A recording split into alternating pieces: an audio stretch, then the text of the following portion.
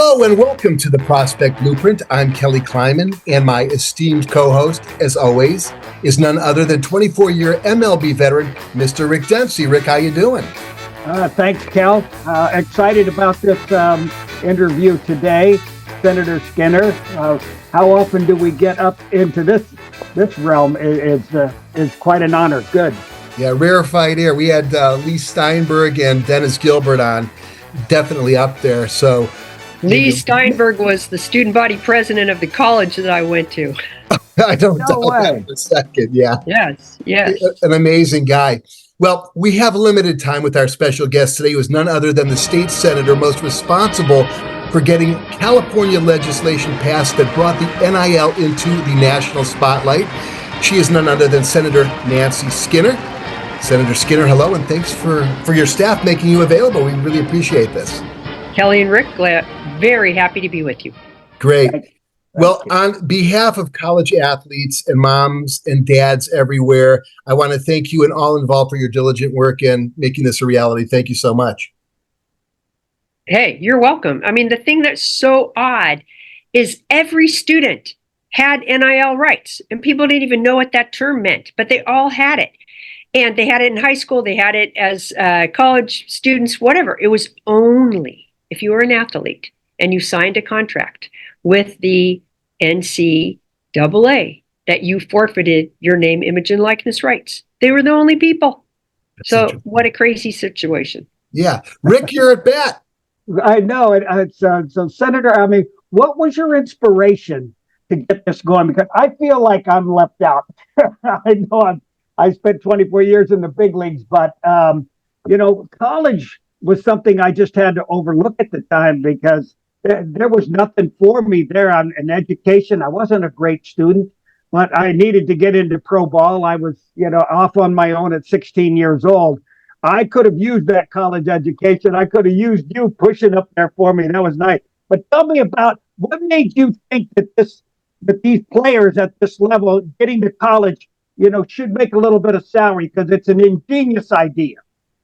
Well, thanks. So, this month we're in Women's History Month. Last month was Black History Month. I bring that up because it was Kareem Abdul-Jabbar, who was Lou Alcindor when I first started following him as a basketball player. Me too. Way back, I was young, all right? So I started following him when he played for UCLA, and he would talk about all the time how it was, he talked a lot from a more racial perspective, how Black athletes, how, they're dirt poor, and, why the coach is getting all the money and why aren't they getting any? So, I was always hearing it through a racial lens. Then I went to college at UC Berkeley, and Harry Edwards, the sociology professor who led the Black boycott at the Olympic Games in Mexico City, talked a lot about this exploitation of Black athletes and how on most teams that made the money for their schools, whether it was basketball or football or even track, that these were the big money-making sports for the school, and the stars were all Black, and yet they got nothing. So that's how I thought about it. But then over time, and of course, when I was thinking about it then, I didn't know I'd be a legislator. So then I become a legislator, but then I'm thinking about it and I'm like, this is just really unfair. Now college sports are multi-billion-dollar, and here's the people, the actual, you could call them the workers, the ones whose labor is producing this money. Yes, sure, coaches have a role, the different staff have a role, but it's really the players that are producing this value to colleges and to the media that covers it and to the whole ecosystem of college sports. And yet, what do they get? Not even all of them get scholarships. No, they don't.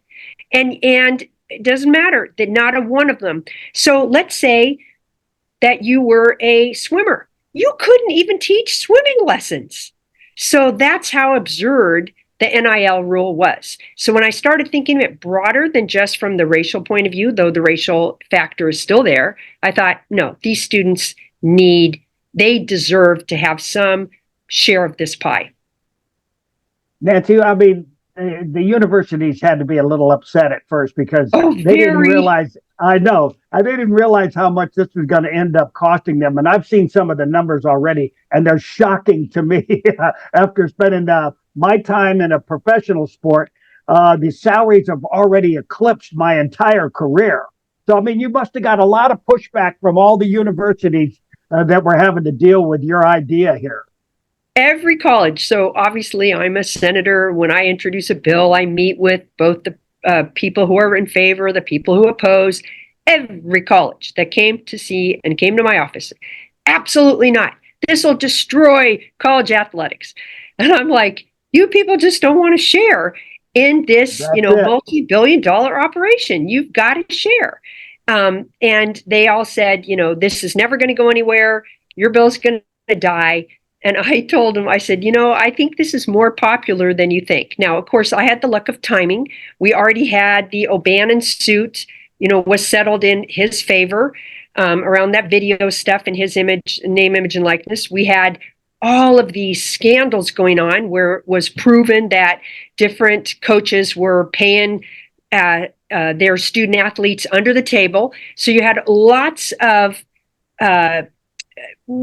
stories in the public mind that showed the absurdity of this denying the students any share of the pie.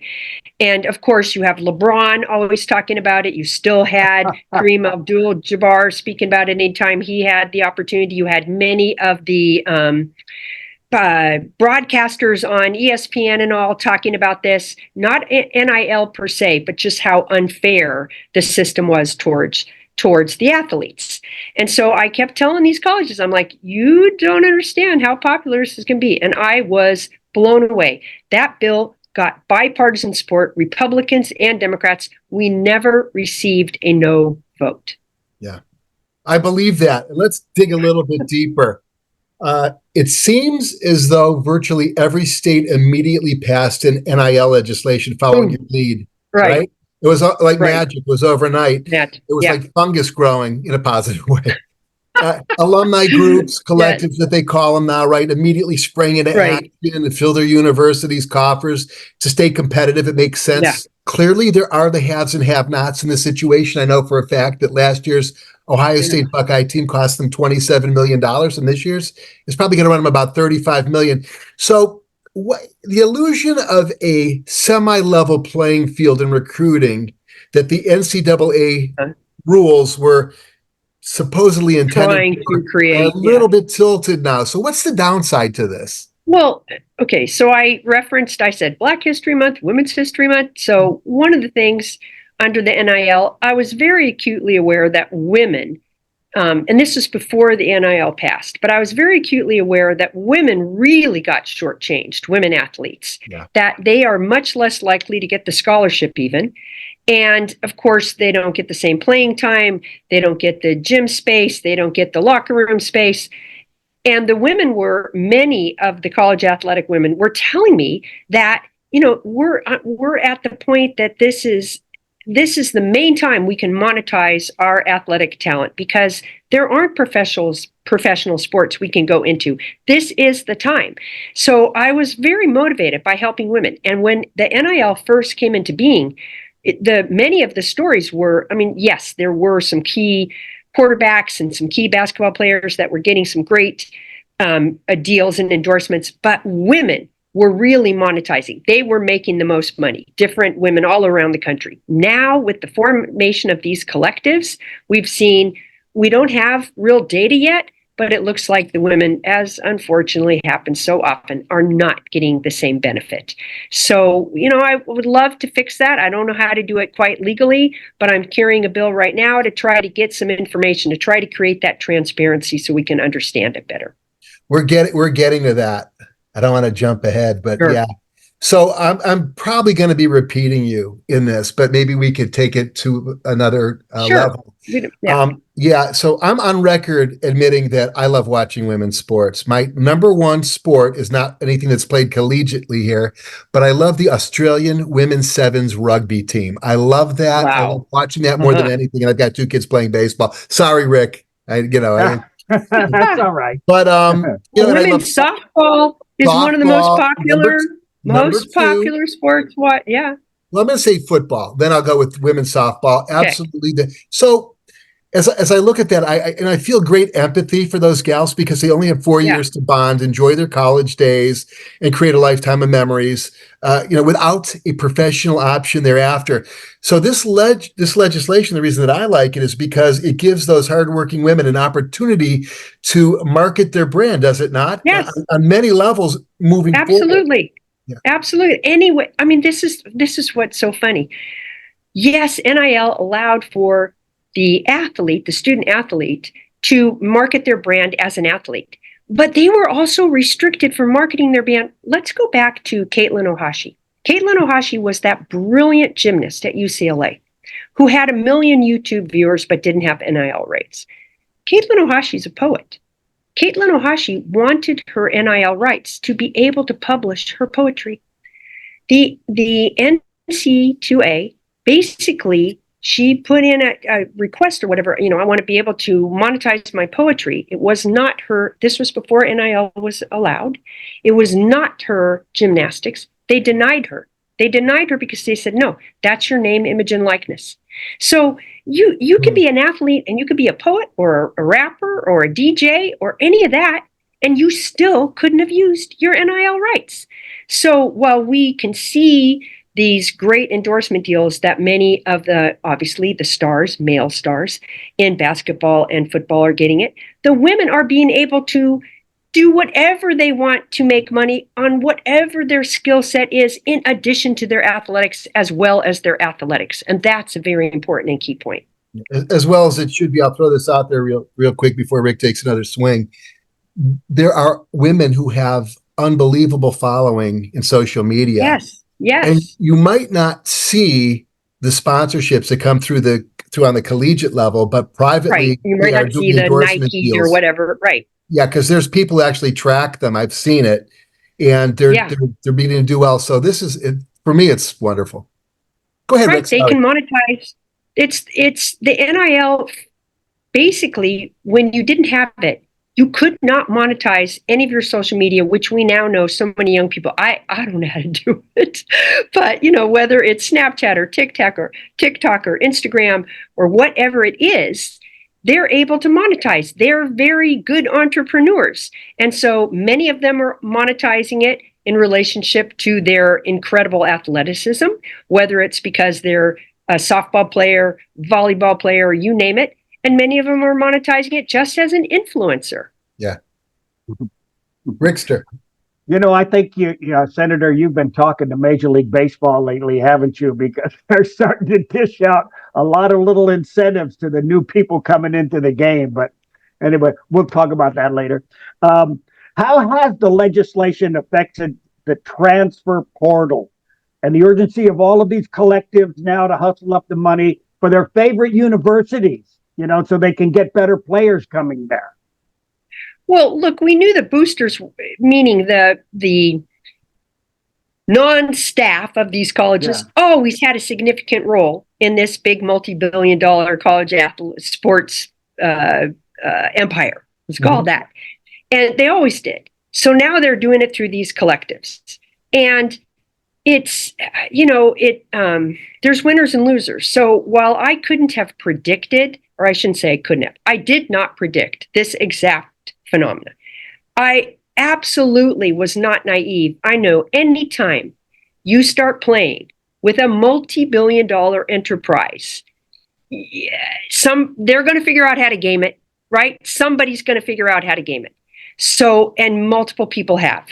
Yes, the individual athlete many times have. Yay, good on them. They should. But also all these boosters and collectives and colleges. And, is it fair?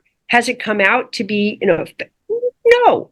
But was it fair before? No. No. So, personally, I think collective bargaining rights, I like what Dartmouth did. Their students, their athletes said, give me collective bargaining rights.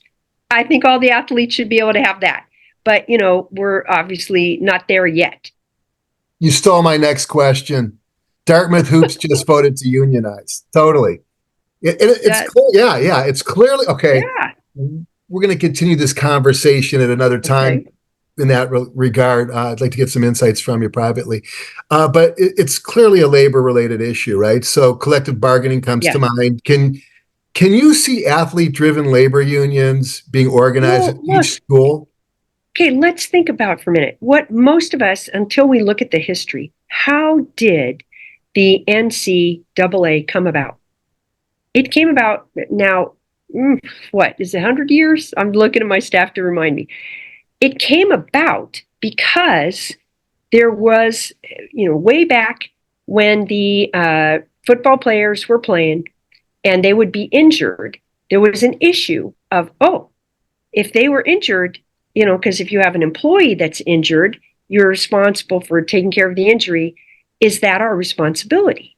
And the colleges said, we want to make sure that we define everything to do with college athletics as amateur.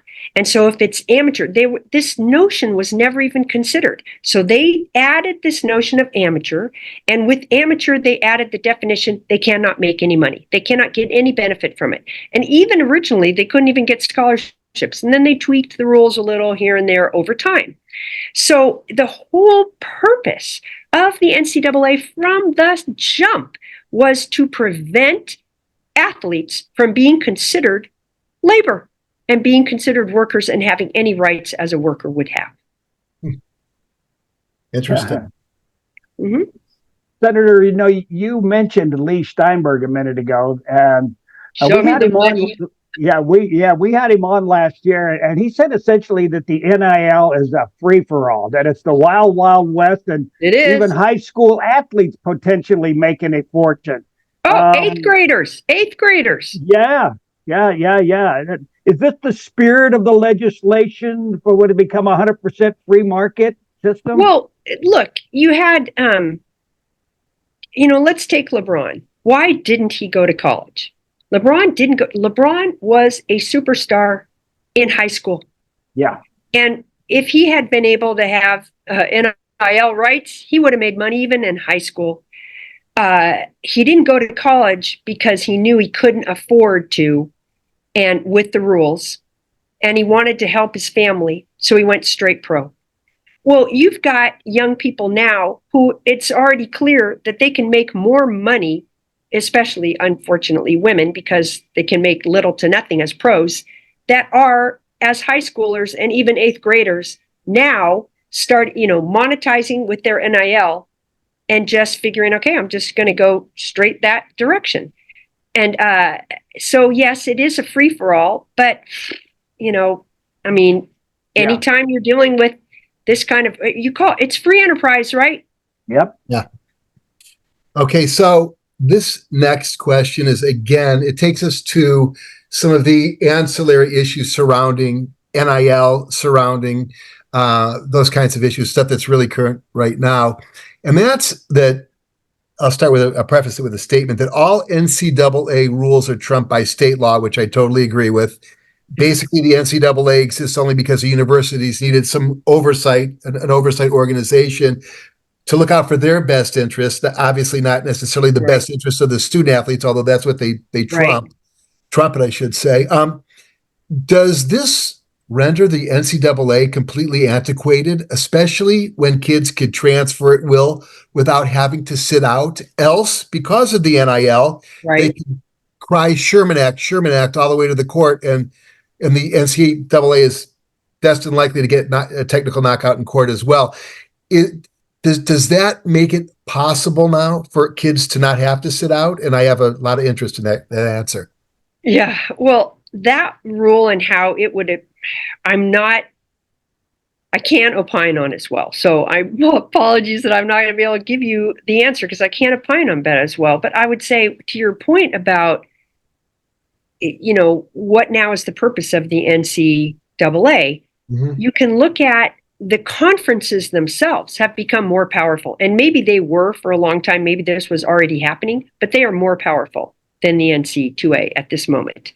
And there is huge amounts of upset going on there, right? I mean, my alma mater, Cal Bears, go Bears. You just got UC UC Berkeley and Stanford just got completely, marginalized by the decision of USC and UCLA to join the other conference, and then Big Ten. our whole conference fell apart.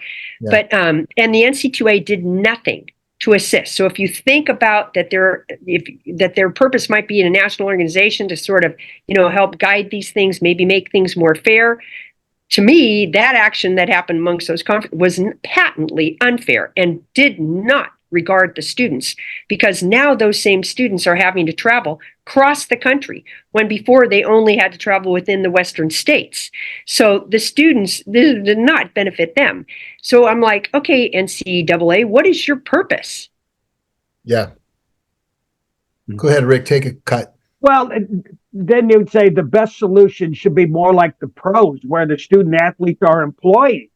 All the individual deals, all the merit-based scholarships, and the ability to earn what individual brand dictates. Is that where it's definitely where moving it's heading? There? Well, yeah. Dartmouth, I think there was another school that the student athletes had also voted. Dartmouth is the most recent and been in the press a lot. I mean, they're producing value. These students are producing value for their colleges, and they're producing value to many other people and, to this whole infrastructure of college sports. So why shouldn't they be paid? In every other circumstance where somebody's labor is producing value, they receive compensation. Now, exactly how that would work, I will admit that when I was thinking about how to address what I felt was unfair about the college athletic system, my staff and I did work. I was a senator for a few years before I introduced NIL, but I had made it clear when I got elected to the Senate that I wanted to address this issue. And so for a couple of years, we were trying to figure out, okay, how can we structure it where student athletes were employees, where they got paid? And now, not to say that it's impossible, but we weren't able to figure out the right way to design it. And so that's when we landed on NIL. And but I don't have a fundamental problem at all with student athletes having collective bargaining rights and being compensated for their work. Yeah. Couple last questions for you before we roll. What's the next phase for the NIL? Is it incumbent on the authors of the legislation to come up with a plan? This is almost like the Big Bang, where all of a sudden all these elements were thrown into the universe, and now we're waiting for the chaos to settle. So is this going to be, do you think it's going to just go state by state or conference by conference, and then each conference will be managed accordingly and they'll have their own laws and rules and regulations? What do you think? Well, there are some bills in the Congress and the Senate. Cory Booker's been interested in this issue. There's a number of different Congress members and senators who are, and so there's been discussion that perhaps there'll be some kind of national rulings or laws that can create more of a level playing field. And, I'm a little, I wouldn't say skeptical. What I'd say is, if national legislation put the interests of the students first and protected the students, then I'm all for it. Okay. But what I'm afraid of is that national legislation will put the interest of, going back to California, who is the highest paid public employee in California? I don't know today, but when I introduced NIL, it was a coach. The highest paid public employee was a coach in the UC system. So, there's so much money in this business ecosystem that I always worried when legislation on a national level comes forward to who it's going to really benefit. But I guess I go back to that. I think I like what Dartmouth is doing. I would love to see I would love see some pilot projects where some colleges where athletes were given their collective bargaining rights, so we could start to see how it might work and what tweaks we'd have to make. I might be able to help you get some of that data. Real good friend of mine is handling the NIL for a certain sport at a certain large Big Ten school. Okay. And he might be able to give you some feedback on that as far as, getting quality data is concerned. Great. This is great stuff. Rick, any last thoughts? Yeah, I just wanted to tell Senator Skinner here that I really don't think it's a great thing that you've done. I think it's a fabulous thing that you've done. And I'll tell you what, you're going to save a lot of athletes, who right towards the end of their college careers may have gotten hurt or something like that. And now they have nothing to look forward to. This gives them a chance to at least land softly in case something like that happens. And so I'd like to commend you on what you're doing, and the energy that you have is amazing. You're better than all the major league coaches that I've been around in my life. You've got some zip to you. That's what I think. Yeah. Well, I appreciate that. And the thing that I have been watching, and again, we really are interested in getting this data. What I've been watching is that the students are staying in college longer now. And if that increases their graduation rates, because so many athletes, they're not going to be able to keep making money off their athletics, past. And we want them to be able to succeed in life. And, for many, many people, having that college degree is what's going to make the difference for your, long-term income. So watching student athletes now stay in college longer, if that's another benefit of the NIL, then great. So, but I appreciate your thanks. Yeah. Well, thank you. And you've been an incredible interview too. I mean, I put you right up there with the top 1% of all the people that we've interviewed that I thought were fabulous. You're right there with them. A couple things I like the most is that it's a bipartisan legislation. There's no one's taking sides on this one. By any chance, were you friends with Tom Hayden? Yeah, I knew Tom. We didn't serve together. He served prior than me. Yeah. But yes, I knew him. Yes. Yeah, Tom played in my men's baseball league. He was, we drove from Chicago to Cleveland together. He passed away some years ago. He never did pay me my gas money, but that's a whole other story. He never chipped in. I love Tom. Tom was a great guy. But listen, for Rick and I, we really want to thank you, for the great work you've done on this legislation. It's timely. It's been effective. I think it's going to work out great. It's changed the college sports landscape in a way much like Title IX, maybe even more so with that financial impact element. And I think for the good of many families and athletes. So thank you very much. For Rick, for Senator Nancy Skinner, I'd like to see her maybe be our national senator. You should have thrown your hat into the ring on that one. But we want to thank you again for being on the Prospect Blueprint. Like, share, comment, do all those kind of good things. And a special thanks to twoadays.com. That's a website run by the gals. It's a woman-run website. Excellent. You're going to love this, Senator. What they do over there is they review coaches. It's almost like the Yelp for coaches, but they also give great advice. Look, Tara Vanderveer. Look, she's the winningest coach in college basketball right now. Hello, right? Yeah. And they cover all the sports. They give kids the resources that they need to make a very expensive and hopefully wise decision moving forward. So we thank you very much. For all of us at Prospect Blueprint, see you next time. Kelly, Rick, thank you.